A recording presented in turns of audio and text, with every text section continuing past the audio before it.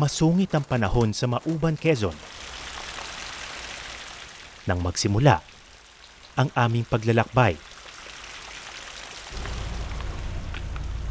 pakay naming puntahan ng Sitio Boton sa Barangay Cagsiay 3. Isang isolated na komunidad sa pagitan ng dagat at bulubundukin ng Sierra Madre. Kumuha kayo ng ilapit nyo na sa inyo. Life jacket. Gusto kong malaman kung paanong nag-aaral ang mga kabataan doon. Mahigit 2 oras ang biyahe sakay ng bangka. Pero tuwing panahon ng amihan, wala raw kasiguraduhan ng paglalakbay sa karagatang sakop ng Lamon Bay.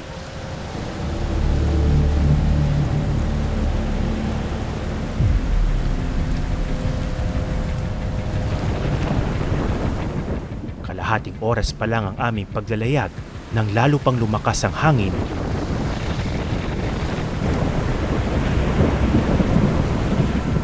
at hampas ng mga alon.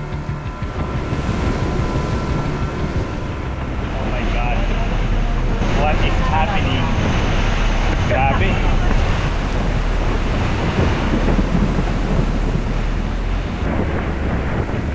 Sa sama ng panahon, wala na kaming makita sa paligid.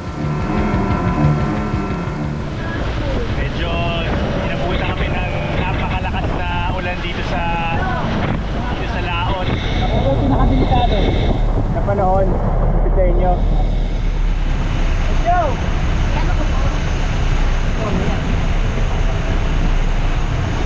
Mabilis tayo, Derek!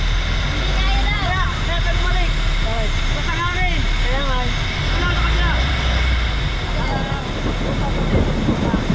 Sa ganito po, ganitong season, amihan, wala masyadong bumabiyahe na bangka.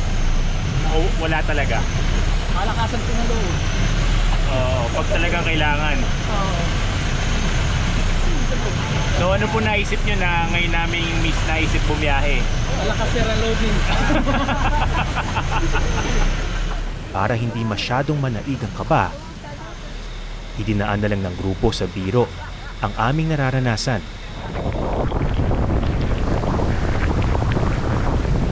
Pero seryoso ang sitwasyon.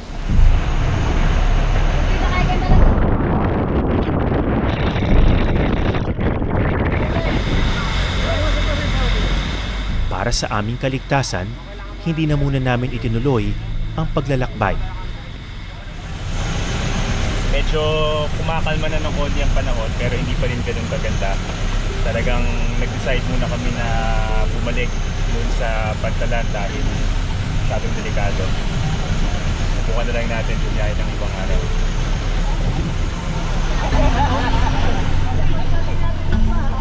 Malaking hamon para sa mga nasa liblib na lugar ang magkaroon ng sapat na edukasyon. Pag-delikado tayo, bumalik naman tayo. Pero paano kung ang kalaban hindi lang kahirapan?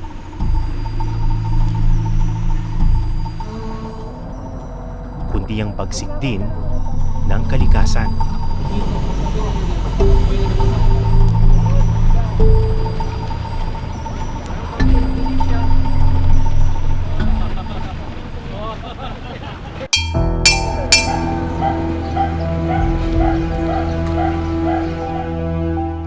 Araw-araw, milyon-milyong estudyante ang pumapasok sa mga eskwelahan sa buong bansa.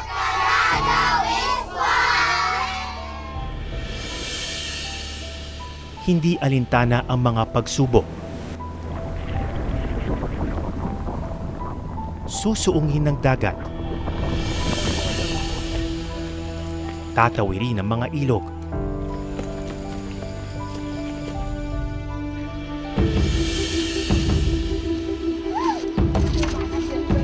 Maglalakbay.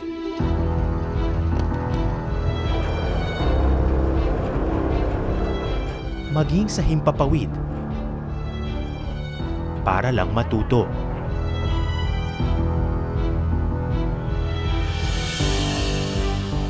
Nakamamangha ang determinasyon at sakripisyo ng mga estudyanteng Pilipino.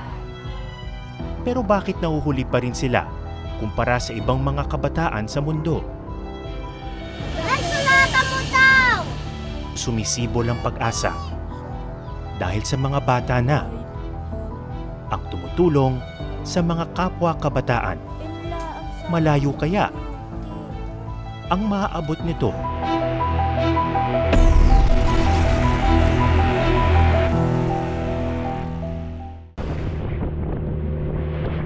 Maalon at mahangin pa rin sa laot sa pangalawang araw ng aming paglalakbay.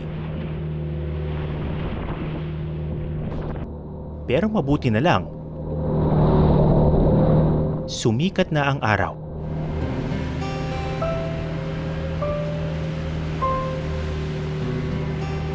Matapos ang 2 oras, nakarating din kami.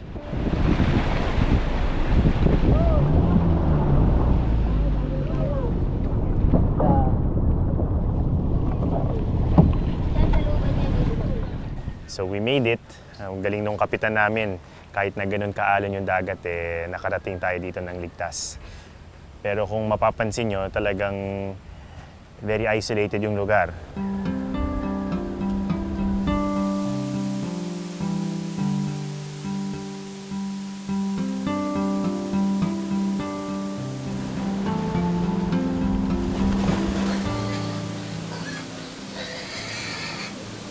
Hello, gandang araw po. Hello, Tay. Dito po ba si Sa Jenny? wakas, Hello. nakilala ko rin ang Kamusta, Tay? aking ipinunta rito, Hi! ang 12 taong gulang na si Jadeline. Nice to meet you.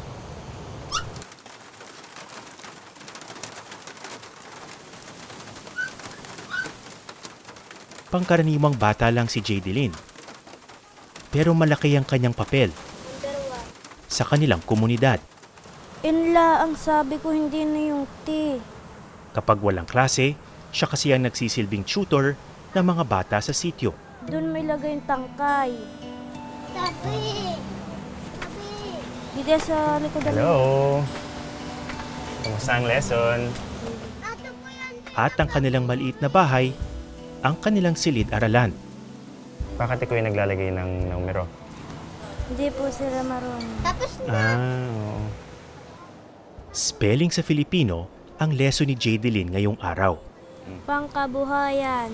Pangkabuhayan, number 2. mamaya ako kaya ko din. Pwede ba yung ganyan, yung nagkokopyahan sila? Okay lang. Oo. Hindi po marunong yung ibang bata. Bakit mo naisipan na magturo sa kanila? Wala po. Gusto ko pong matuto sila. Sila ba yung nag-request sa'yo o ikaw lang yung nagsabi sa kanila na tuturuan mo sila? Ako po. Sabi ko po sa kanila, maigi pa ako magtuturo sa inyo sa pagbabasa. Oo nga! Tingnan na nga ako! Tapos na! Tapos na! Galahin ko na lang! Hindi dyan! Ha?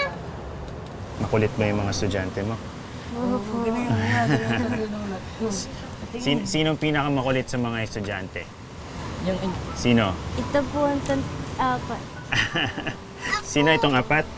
Opo. Sinong pinakamabait? Ito po, das yung... Yung dalawa nasa dulo.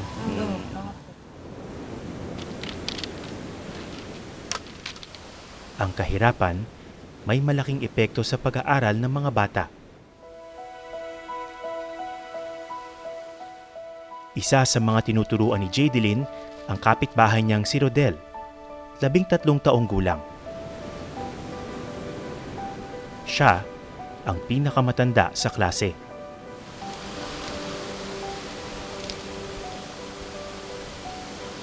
Hindi nakapag-enroll si Rodel sa school year na ito. Ba't ka natigil? Kasi po nagkasakit po yung tatay ko. Nahalason po ay inuwi po sa bayan ng mama ko. Ay inabot naman nun ng kakapusan kami. Ultimo nga daw po pambili ng gamot ay hindi sila makabili. Kaya ako hindi ko ako na-enroll.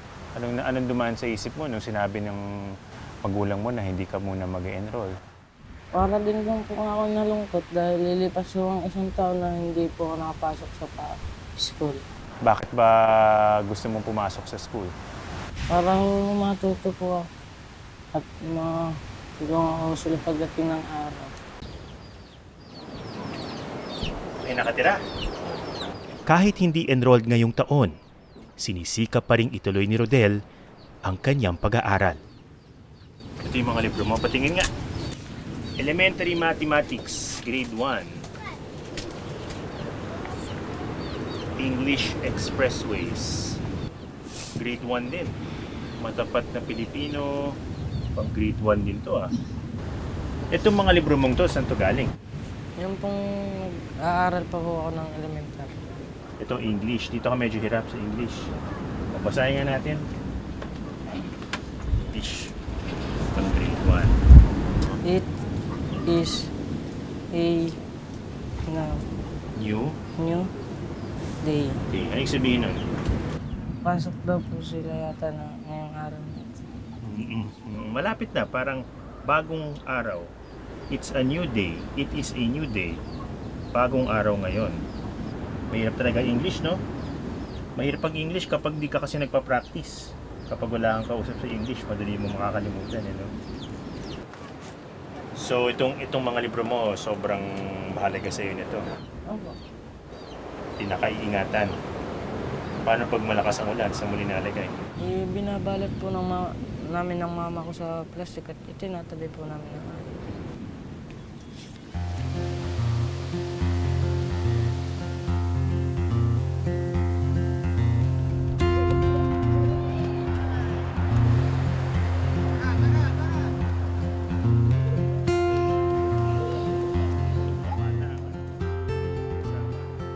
Samantala, si Jadeline, nag-check naman ng pagsusulit na ibinigay niya sa kanyang mga estudyante kanina.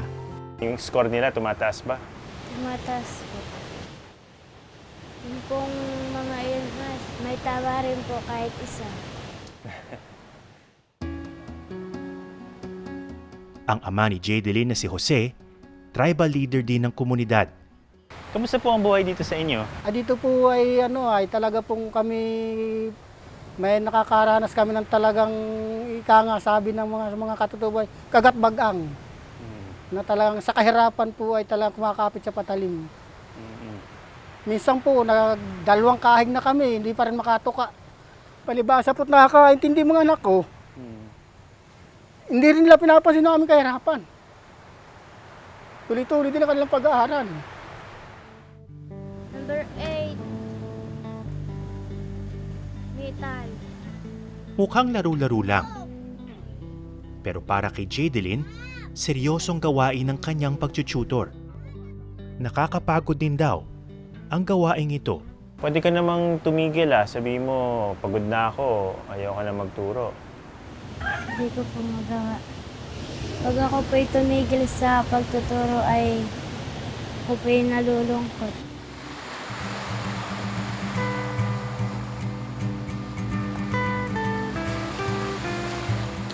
Pagsapit ng Lunes, naghanda na ang mga batang pumasok sa kanilang formal na eskwelahan. Sabik at porsigido mag-aral ang mga bata. Pero hindi lang determinasyon at sakripisyo ang kailangan para umangat ang kalidad ng edukasyon sa bansa.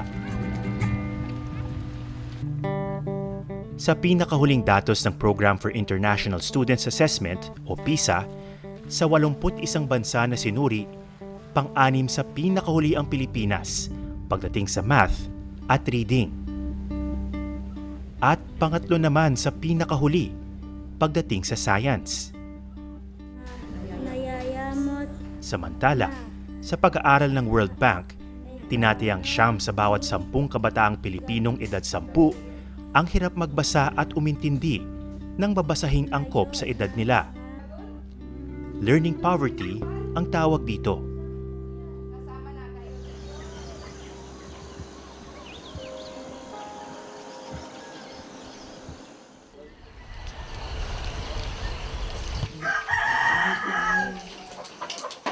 Alas 5:30 pa lang ng umaga, naghahanda ng pumasok ang grade 6 student na si Jamboy at ang kanyang pinsan na si Judel. Dahil walang eskwelahan sa kanilang lugar, mahaba ang kanilang nilalakad araw-araw para makarating sa school.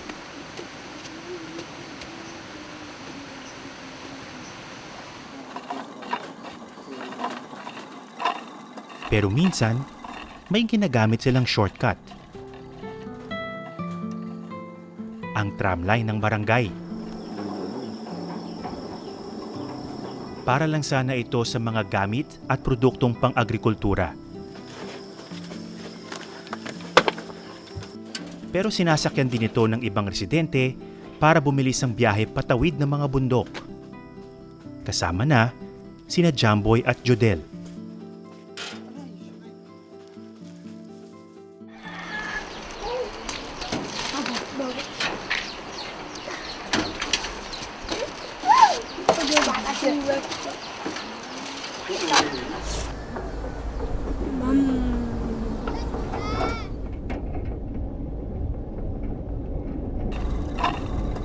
Mula nang masira, dahilan na lang ang tramline ng barangay.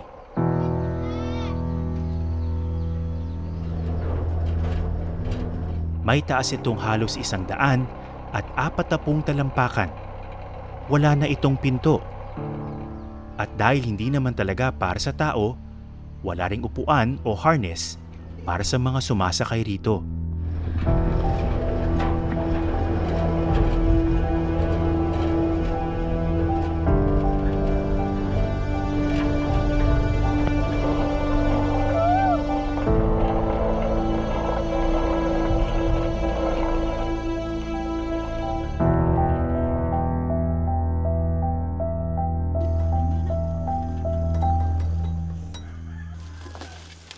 Hindi po kami natakot. Mas madali po ito kaysa sa maglakad.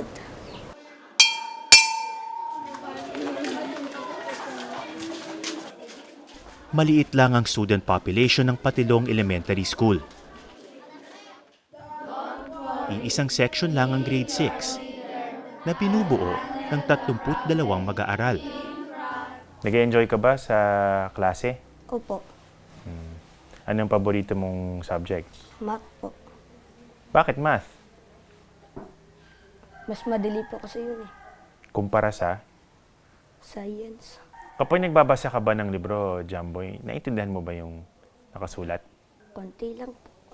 Konti lang.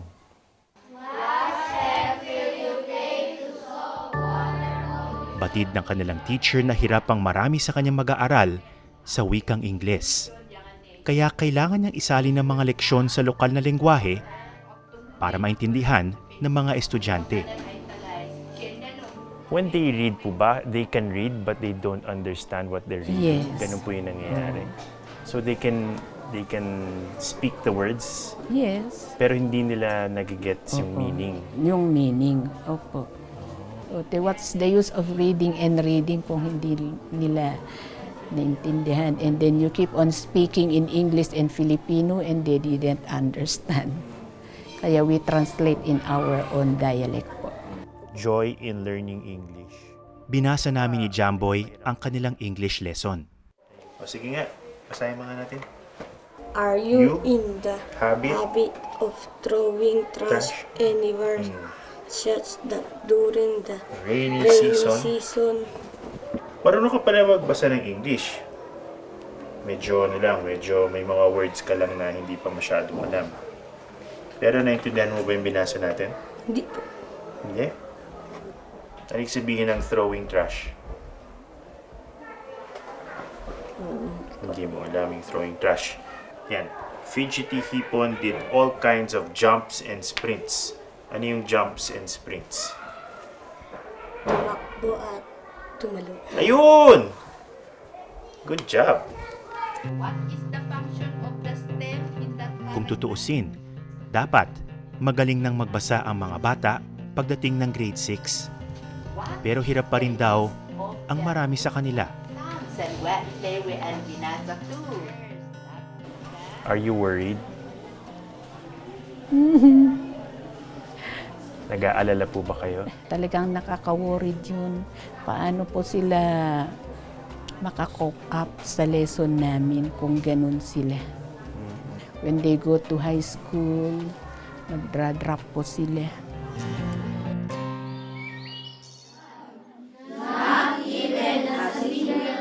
May mga estudyante din naman si Teacher Elizabeth na magaling nang magbasa. Tulad na lang ni Isabel. Saan ka pinakamataas? Anong subjects? English po. Ano bang grade mo sa English ngayon? 90. 90? Opo. Wow! Highest ka ba sa class mo sa English? Opo. Magaling, appear.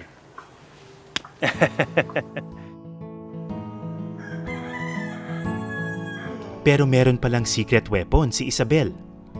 Isang bukal ng kaalaman na hindi matatagpuan sa school.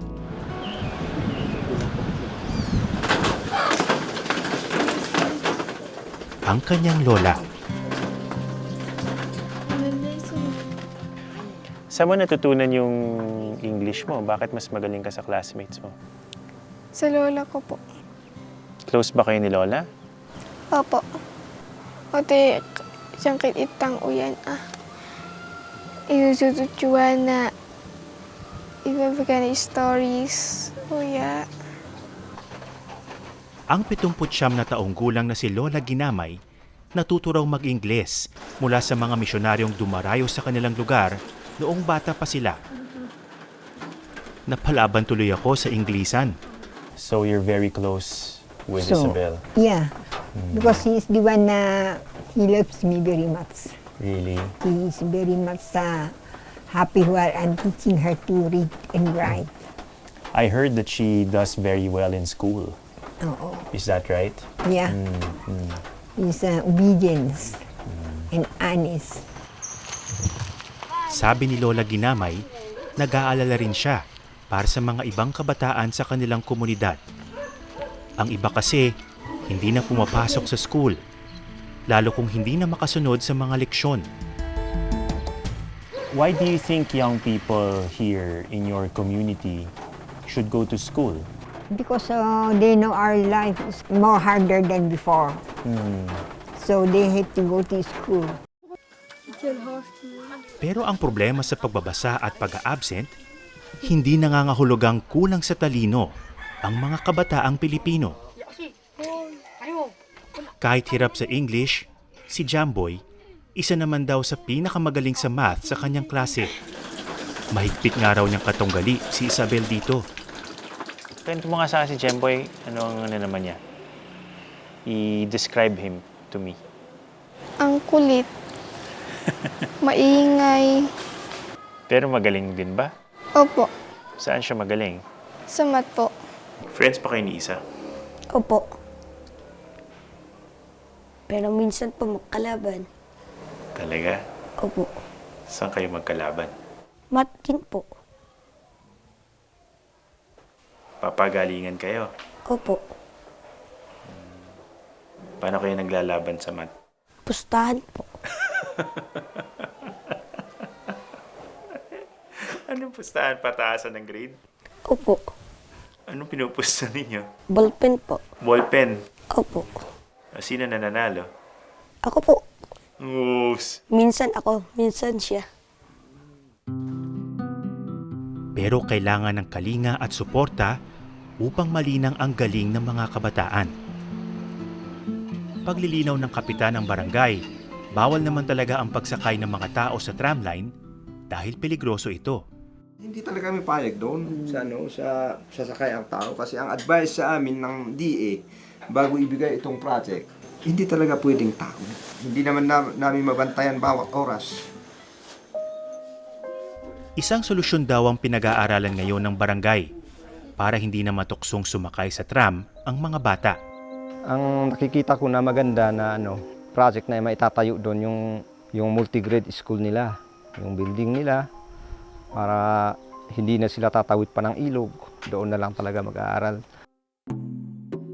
Sa pag-aaral ng PISA, lagpas kalahati ng mga estudyanteng Pilipino ang nasa eskwelahang may kakulangan daw sa infrastruktura. Pero bukod sa mga gusali at classroom, may malaking kakulangan din sa kagamitan. Lagpas kalahati din ang nagsabing kulang sila ng educational material sa school. Gaya na lang ng mga libro. Ano po yung problema sa material from DepEd? Kulang sir eh. Kulang sa Yes, yung volume, kulang, hindi yes. maka 1:1 sa bata. Yun ang kulang natin. Yes, ang problema natin. Hindi na-meet yung ratio na 1:1 supposed to be.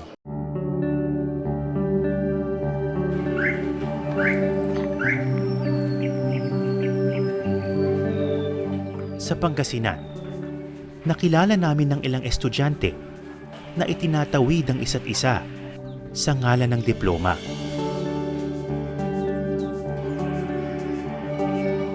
Ang 14 anyos na si Gian, nakilala sa tawag na Embo. Araw-araw naglalakad papuntang ilog kasabay ng kanyang mga kaibigan kapag may klase. Dito, pumipila ang mga kabataan para sumakay ng balsa.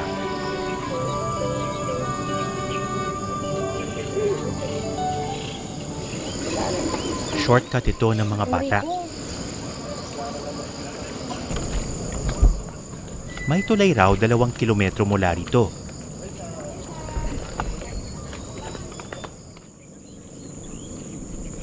Pero bukod sa layo, kailangan pa raw nilang magbayad ng pamasahe roon. Magbabayad ka po ng pera, 10 kada umaga, tapos hapon po, bali 20 po. Malaking bagay ba yung 20 pesos? Opo, lalo na po pag recess, ganun. Lakas ng loob at galing sa pagbabalanse ang kailangan sa pagsakay sa balsang medyo luma na. Pero hindi lang simpleng pasahero si Embo. Siya mismo ang nagtatawid sa mga kapwa estudyante sa ilog. Ba't mo naisipan na tumulong doon sa paghila ng balsa? Kasi po yung iba po namin kasama, elementary, baka po mahulog o matapilok, ganun po. Nakailang balik si Embo para itawid ang mga bata at ilang kapitbahay na rin. Pero di niya alintana ang pagod. Masaya din po. Kasi po sabay-sabay tumatawid yung mga pinsan, kaibigan, gano'n. Mukhang madali lang kapag ginagawa ni Embo. Kaya sumubok na rin ako.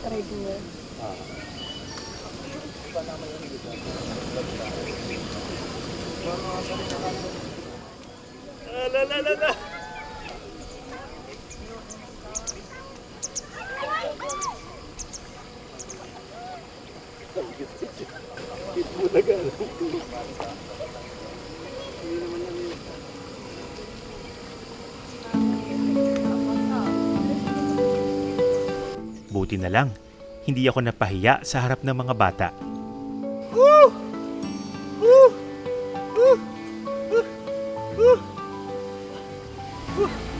Nabigsan ako dun ah.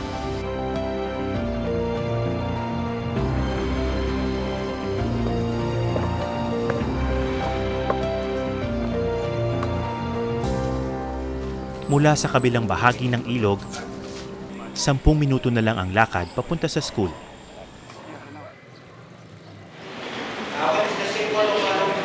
Grade 9 na si Embo. Ayon sa kanyang mga guro, mabilis siyang matuto at nakasasabay sa klase. Pero marami rin ang hirap pang magbasa at umintindi. Isa ito sa pinakamalaking hamon ng paaralan. Mahalagang-mahalaga po yun. 100% dapat itaas po namin ang comprehension level ng mga bata. Dahil doon po nakikita kung talagang may learning. Isa sa mga medyo nahuhuli, si Daniel. Aminado ang bata na tumuntong siya ng grade 8 na hirap magbasa. Medyo na po ako nabubulol sa English po. Pag nagbabasa ka ng English, naintindihan mo ba yung binabasa mo? Pag lang po, wag yung mga hindi ko po alam basahin, nilalampasan ko na lang po. Para matulungan ng mga batang nahihirapan sa school, nagpatupad ng buddy system ang paaralan noong nakaraang taon. Ipinaris nila ang mga estudyanteng nahuhuli sa mga mas nakakaintindi. Yung body system po, ini-employ po namin ito unang-una sa non-reader. Itabi mo siya sa batang may alam magbasa, siya po yung tututok. Sina Embo at Daniel ang na-assign na mag-buddy. Nung nagsimula kayo mag-buddy ni Embo, nakatulong ba sa iyo yan? Opo. Paano? Kasi po pag yung mga hindi, pag nahihirapan po ako, tinuturuan niya po ako. Kahit bago pa lang ang programa, promising daw ang resulta nito.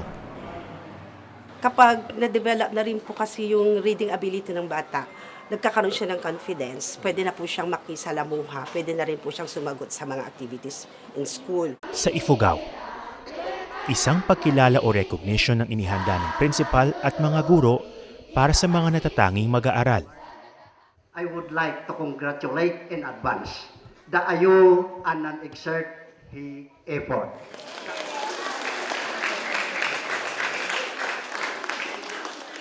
Si Isabel, nakatanggap ng 2 award. Of recognitions given to Isabel Duquesa for Best in Mathematics. Perfect attendance at Best in Math. Beth Aluyaw. Pero hindi nagpahuli si Jamboy. Aba, wala rin siyang absent sa klase. Ano yung award na nakuha mo kanina? Perfect attendance po. Wow! Hindi ka pa umabsent? Opo. Bakit hindi ka umabsent? Gusto ko pong matuto. Sayang ang mga gradong araw-araw.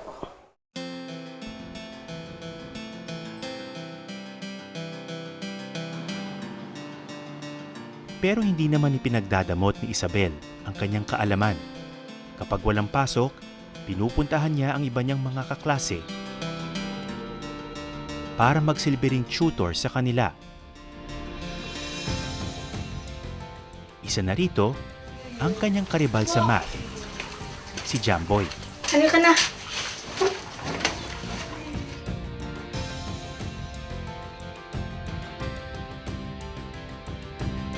Long? Study? Study. Importante ba na nagtutulungan kayo, mga magkaklase? Opo. Bakit? Pagpat yung and apasan amin. O yung mapat si baby. Ano yung pangarap mo for your fellow students, mga kaklase mo? Sana lumala yung tsapay. Mabatin siya. Tan amin siya nalayan siya.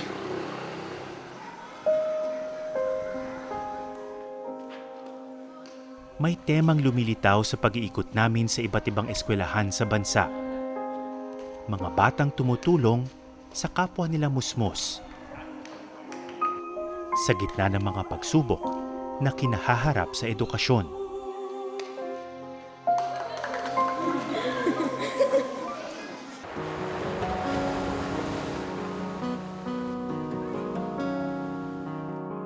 Si Jadelyn, ang batang tutor mula Quezon, naging inspirasyon na rin sa iba. Sa kanyang pagsama sa mga klase ni Jadelyn, si Rodel, naging katuwang na rin sa pagtuturo sa mga bata. Kasi po minsan po, tinutulungan ko siya sa pagtuturo sa kanyang mga kapatid, pinsan sa pagtuturo sa pagbabasa, sa pag-i-spelling. So minsan tinuturoan ko din siya o tinuturoan niya ako. Kuryente. Kuryente. Wag mo guliso. Madami din ako mali. Panulusa. Ano yung panulusa? Ay, ito na mga Pangungusap. Bakit importante yung pagtuturo sa mga kapwa mo katutubo dito, lalo na yung mga mas bata? Kasi po minsan sila nahihirapan. Tapos pag may tinatanong sa kanila, minsan nila hindi nila kayang sagutin. Kaya ako sila tinuturo, sinisikap namin maturuan sila para ako sila matuto pa. Kung ano naman tawag mo? Alin? Number 7 niya. Tingin. Number 7 ito. Siya si Raymar, diba? Mali. Ang simpleng hangarin na makatulong sa iba, nakahahawa yata. Ano masasabi mo kay Jadelyn? Masasabi ko din nung Pag malasakit siya sa mga pinsan niya, kapwa kahit hindi ka ano-ano. Tinda na yung Hilda. Ay, ina.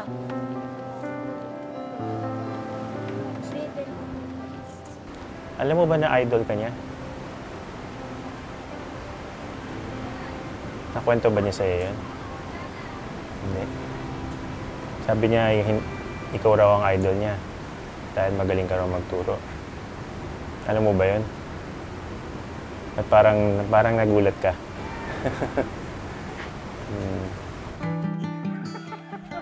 Nakatataba ng pusong makita ang mga batang tumutulong sa mga kapwa-bata. Pero kailangan pa rin ng mas pangmatagalang mga reforma sa sistema ng edukasyon. Para kay Dr. Bustos ng UP College of Education, ugat pa rin talaga ng problema ang malawakang kahirapan sa Pilipinas na may malaking epekto sa karanasan, kalusugan, at kapasidad ng mga bata para matuto. Hindi lang naman po Pilipinas ang mahirap na bansa. And yet, isa tayo sa mga pinakahuli. So, ano yung difference? In terms of resources, di ba, we spend really less. Our education budget is really small in comparison to other countries.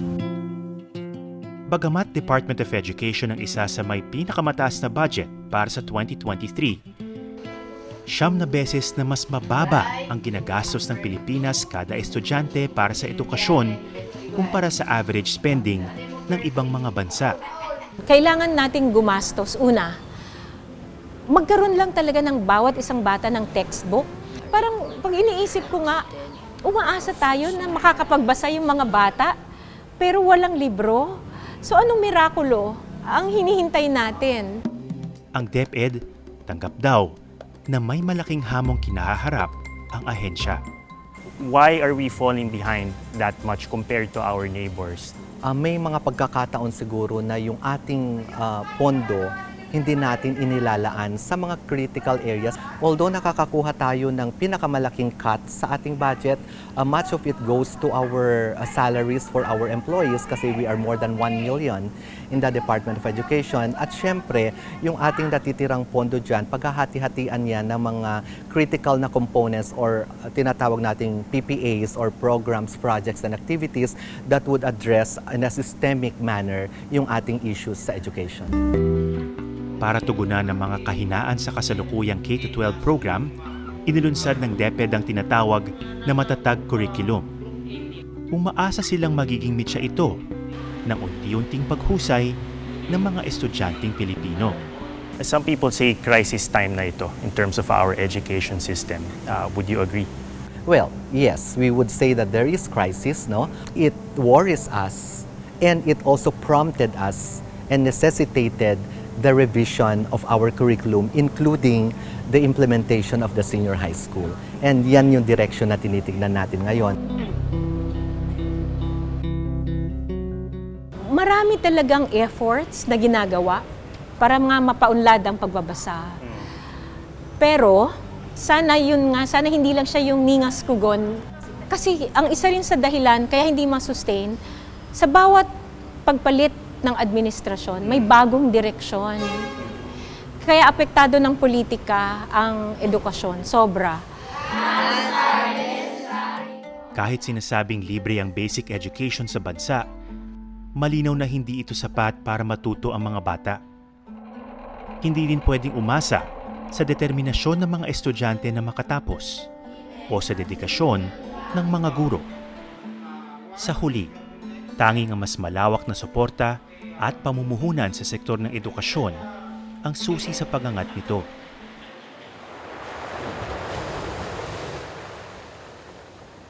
Pero may mga bagay na hindi nabibili. At yan ang pag-asang hatid ng pangarap ng mga bata. Anong gusto mo maging paglaki mo? Maging teacher sana. Kung magtuturo ka ba, dito ka rin magtuturo sa inyo? Ano po? Mahirap dito mahirap ang buhay dito. Pagtsatsagaan mo kahit na pwede ka nang magpunta sa ibang lugar. Ano po? Kasi yun din lang naman yung pangarap kong gusto kong makatulong sa kapwa at sa kanila. Hindi maliit na bagay ang nasaksihan naming pagmamalasakit ng mga bata sa kapwa nila bata. kahit sa munti nilang paraan, gumagawa ng paunang mga hakbang para maitawid ang pag-aaral at walang maiwan. Ako po si Atom Araulio. Magandang hapon.